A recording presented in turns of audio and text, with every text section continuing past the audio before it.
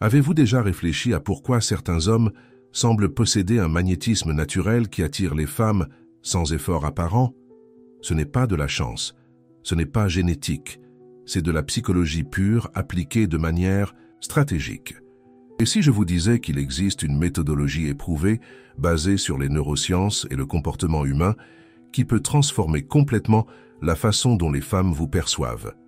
Préparez-vous à découvrir les secrets que l'industrie de la séduction ne veut pas que vous sachiez. Oubliez les phrases toutes faites, les astuces bon marché, les techniques dépassées. Nous parlons d'une transformation profonde de votre essence masculine. Quelque chose qui éveillera le désir féminin de manière si naturelle que vous vous demanderez comment vous avez pu vivre sans cela jusqu'à présent.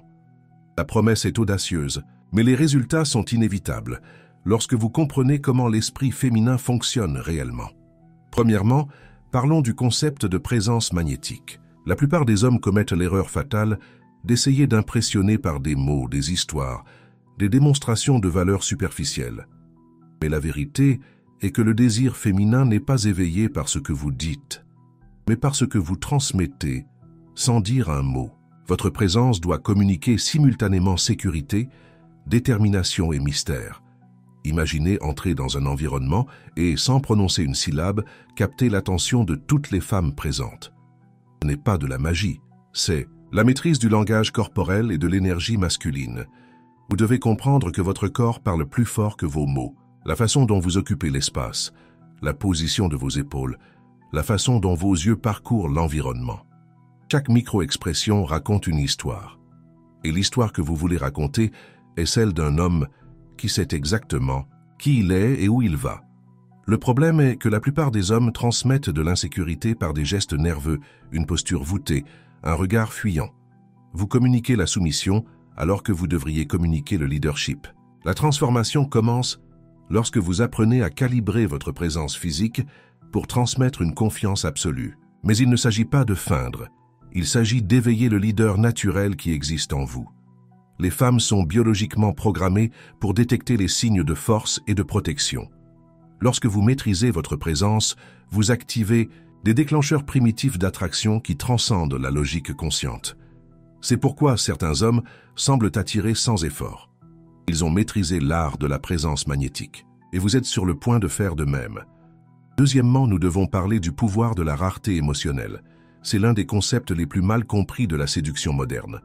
La plupart des hommes croient qu'ils doivent toujours être disponibles, toujours à répondre aux messages instantanément, toujours à dire oui. Mais la psychologie féminine fonctionne de manière complètement opposée. Le désir grandit dans l'absence, non dans la présence constante. Lorsque vous êtes toujours disponible, vous devenez prévisible. Et la prévisibilité est le tueur. Numéro 1 de l'attraction. Pensez au marché boursier. Quand quelque chose est toujours disponible en abondance, sa valeur diminue. Mais quand quelque chose devient rare, sa valeur monte en flèche. Le même principe s'applique à la dynamique homme-femme. Vous devez apprendre à créer des vides stratégiques d'attention. Il ne s'agit pas de jouer des jeux ou d'être cruel. Il s'agit d'avoir une vie si riche et remplie que votre attention devient naturellement précieuse. Quand elle vous envoie un message, vous n'avez pas besoin de répondre en quelques secondes. Quand elle suggère un rendez-vous, vous n'avez pas besoin d'annuler tous vos engagements. Cette posture communique que vous avez des options, que vous avez un but, que vous n'êtes pas désespéré. Et paradoxalement, moins vous semblez désespéré, plus elle désirera votre attention. C'est la danse délicate entre présence et absence qui maintient le feu du désir allumé. Mais attention, il existe une ligne ténue entre créer une rareté saine et être simplement négligent. Le secret est d'être sélectif avec votre attention, pas absent. Lorsque vous êtes présent, soyez complètement présent. Lorsque vous ne l'êtes pas, ayez des raisons légitimes pour cela. Votre vie doit être véritablement intéressante, pas artificiellement occupée. Avez-vous déjà remarqué comment cela change complètement la dynamique? Commentez maintenant si vous avez déjà expérimenté le pouvoir de la rareté émotionnelle, même sans en connaître le nom. Mais attendez, ce n'est que le début. Ce que je vais révéler maintenant sur la tension sexuelle va transformer chacune de vos interactions avec les femmes. Troisièmement, plongeons dans le concept de tension sexuelle calibrée. La plupart des hommes évitent complètement de créer une tension sexuelle par peur de paraître inappropriés. ou exagèrent et finissent par paraître désespérés. Il existe un point idéal, une zone de tension qui éveille le désir sans franchir les limites. Et maîtriser ce calibrage est un art qui sépare les hommes ordinaires des hommes véritablement magnétiques. La tension sexuelle n'est pas créée par des techniques de drague ou des insinuations évidentes. Elle est créée par la subcommunication, l'énergie, un timing parfait. Imaginez une conversation normale sur le travail ou les loisirs, mais avec un courant électrique subtil passant entre vous. C'est le regard qui dure une demi-seconde de plus que la normale. C'est la pause stratégique avant de répondre à une question. C'est le sourire malicieux qui suggère que vous savez quelque chose qu'elle ignore. Toutes ces micro-actions créent une atmosphère chargée de possibilités. Mais voici le secret que peu comprennent. La tension sexuelle la plus puissante est celle que vous créez puis relâchez. Créez puis relâchez dans un cycle hypnotique. C'est comme des montagnes russes émotionnelles contrôlées. Vous vous approchez, créez la tension puis reculez légèrement. Vous abordez le sujet, mais ne plongez pas complètement. Cette danse d'avance et de recul active les centres de récompense dans son cerveau, créant une quasi-dépendance de votre présence. Elle commence à anticiper ces moments de tension, à les désirer, à les rechercher activement. Et le plus fascinant est que cela peut être fait de manière complètement respectueuse et élégante. Nous ne parlons pas de manipulation, mais de créer une expérience émotionnelle riche et engageante. Lorsque vous maîtrisez la tension sexuelle calibrée, chaque interaction devient électrisante. Chaque conversation a des couches de signification. Chaque rencontre la laisse en vouloir plus. Quatrièmement, nous devons parler du principe de la vulnérabilité stratégique. Cela va à l'encontre de tout ce que la culture traditionnelle enseigne sur la masculinité. Mais c'est exactement pourquoi c'est si puissant. La plupart des hommes croient qu'ils doivent être une forteresse impénétrable, ne jamais montrer de faiblesse, ne jamais admettre de peur ou d'insécurité. Mais la vérité psychologique est que la connexion émotionnelle profonde, celle qui génère un désir durable, ne se produit que lorsqu'il y a un échange de vulnérabilité. Je ne dis pas de pleurer au premier rendez-vous ou de déverser tous vos traumatismes. Je parle de moments calculés d'ouverture émotionnelle qui créent une intimité instantanée. Cela peut être de partager une peur d'enfance de manière décontractée pendant une conversation. Cela peut être d'admettre une erreur passée et de montrer ce que vous en avez appris. Cela peut être de révéler un rêve que vous n'avez jamais raconté à personne. Ces moments de vulnérabilité, lorsqu'ils sont bien calibrés, créent une connexion qui transcende le superficiel. Elle sent qu'elle connaît l'homme réel derrière le masque social. Et c'est incroyablement séduisant. Mais voici l'astuce. La vulnérabilité doit venir d'un lieu de force, pas de faiblesse. C'est la différence entre dire « j'ai peur du vide parce que cela me fait me sentir vulnérable » et « j'ai peur du vide, mais j'ai quand même fait du saut à l'élastique parce que je ne laisse pas mes peurs me contrôler ». L'une montre de la faiblesse, l'autre montre du courage. Lorsque vous maîtrisez l'art de la vulnérabilité stratégique, vous créez une connexion émotionnelle que la plupart des hommes mettent des mois ou des années à construire. Vous accélérez le processus d'intimité de manière naturelle et authentique. Si cela a du sens pour vous, laissez votre j'aime maintenant et abonnez-vous à la chaîne.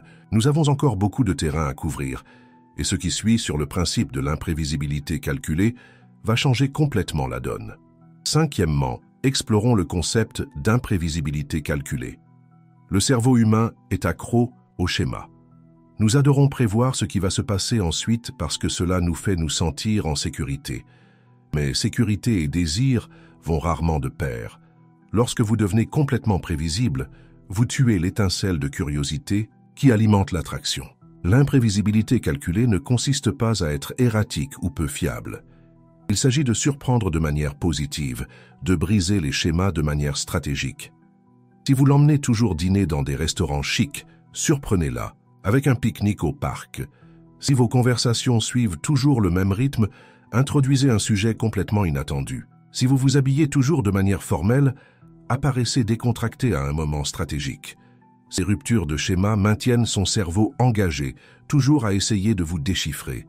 Mais le secret réside dans le mot « calculer ». Chaque surprise doit être planifiée pour générer une réponse émotionnelle positive. Il ne s'agit pas d'être incohérent avec vos valeurs ou vos promesses. Il s'agit d'être cohérent sur ce qui compte et surprenant sur ce qui enchante. Imaginez son esprit comme un puzzle qui ne se complète jamais entièrement. Chaque fois qu'elle pense vous avoir complètement compris, vous révélez une nouvelle facette. Cela crée ce que les psychologues appellent le renforcement intermittent, le même principe qui rend les jeux de hasard si addictifs. Elle ne sait jamais exactement quand viendra la prochaine agréable surprise, elle reste donc constamment engagée. Mais rappelez-vous, l'imprévisibilité sans but n'est que chaos.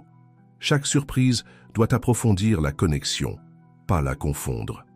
Sixièmement, nous devons parler de la maîtrise du cadre masculin.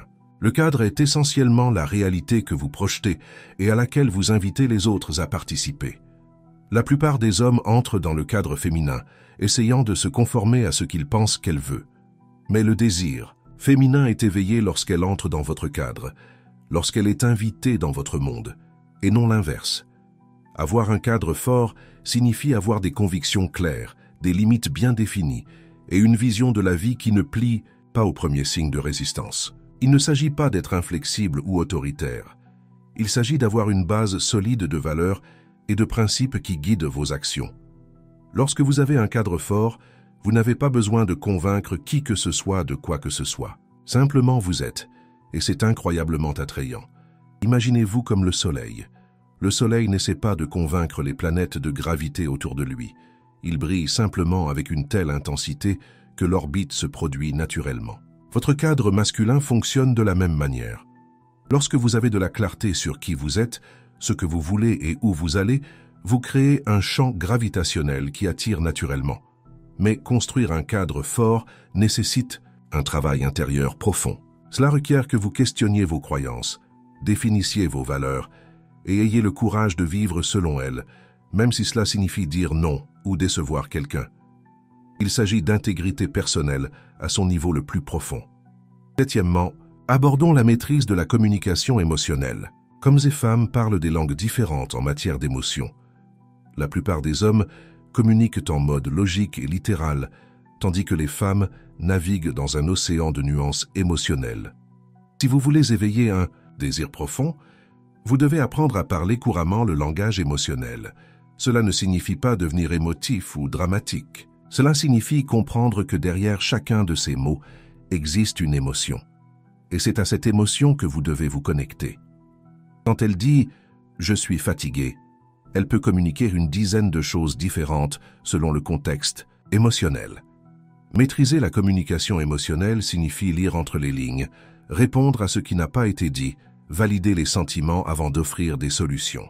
Il s'agit de créer un espace sûr où elle peut exprimer sa féminité complète sans jugement. Mais voici le paradoxe. Vous devez naviguer ces émotions sans vous perdre dans les vôtres. Vous êtes le port sûr dans la tempête émotionnelle, pas un autre bateau à la dérive. Cela requiert une intelligence émotionnelle développée et une pratique constante. Lorsque vous maîtrisez cela, chaque conversation devient une danse intime de connexion profonde. Huitièmement, nous devons explorer le concept de leadership naturel. Je ne parle pas d'être dominateur ou contrôlant. Je parle d'un leadership qui surgit naturellement lorsque vous avez une clarté de but et de direction. Les femmes sont biologiquement attirées par les hommes qui peuvent diriger, qui peuvent prendre des décisions, qui peuvent guider sans forcer. Le leadership, dans le contexte de la séduction, signifie avoir de l'initiative, avoir des plans, avoir une vision. Cela signifie dire « faisons ceci » au lieu de « que voulez-vous faire ». Cela signifie avoir une opinion sans être inflexible, avoir une direction sans être dictatorial. C'est un équilibre délicat qui nécessite une pratique et un calibrage constant. Mais quand vous réussissez, l'effet est magnétique. Elle se détend en votre présence car elle sait que vous pouvez prendre les choses en main. Elle fait confiance à votre capacité à naviguer dans le monde. Cela éveille des instincts primitifs d'attraction qui transcendent la programmation sociale moderne. Mais le vrai leadership signifie aussi savoir quand suivre, quand écouter, quand s'adapter. Il s'agit de flexibilité au sein de la force, de douceur au sein de la fermeté. Neuvièmement, parlons de la culture du mystère personnel. À l'ère de la surexposition sur les réseaux sociaux, où tout le monde partage chaque détail de sa vie, le mystère est devenu une monnaie rare et précieuse. Garder des aspects de soi non révélés ne consiste pas à mentir ou à cacher. Il s'agit de se révéler par couches, comme une œuvre d'art qui révèle de nouveaux détails à chaque observation. Le mystère crée la curiosité, et la curiosité maintient le désir vivant. Quand elle sent qu'elle sait déjà tout de vous, le charme se brise, mais quand il y a toujours quelque chose de plus à découvrir, le voyage ne se termine jamais. Cela signifie avoir des loisirs que vous ne partagez pas immédiatement, des histoires que vous gardez pour des moments spéciaux, des aspects de votre personnalité qui se révèlent progressivement. Il s'agit de profondeur, pas de superficialité. Chaque couche révélée doit approfondir l'attraction, pas la diminuer. 10e, nous devons aborder l'importance de l'authenticité polarisante. Beaucoup d'hommes essaient d'être agréables à tout le monde, essaient de ne pas offenser, essaient de s'intégrer. Mais l'attraction réelle se produit dans la polarisation, lorsque vous êtes authentiquement vous-même, même si cela signifie que certaines personnes ne vous aimeront pas. Être polarisant signifie avoir des opinions fortes, des goûts définis, un style propre. Cela signifie dire non quand nécessaire, exprimer un désaccord respectueusement, défendre vos valeurs sans vous excuser. Cela crée ce que nous appelons une énergie masculine authentique, quelque chose que les femmes peuvent ressentir instantanément. Quand vous essayez d'être agréable à tout le monde, vous n'agréez profondément personne. Mais quand vous êtes authentiquement polarisant, vous attirez intensément celles qui résonnent avec votre énergie. Le voyage que j'ai décrit ici n'est pas une astuce ou une technique superficielle. C'est une transformation profonde dans la façon dont vous vous reliez à vous-même et au monde.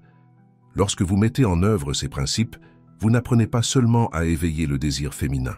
Vous devenez la meilleure version de vous-même, un homme qui attire naturellement par la qualité de sa présence, par la profondeur de son caractère, par l'authenticité de son expression. Le désir féminin n'est pas un code à briser, mais une danse à maîtriser.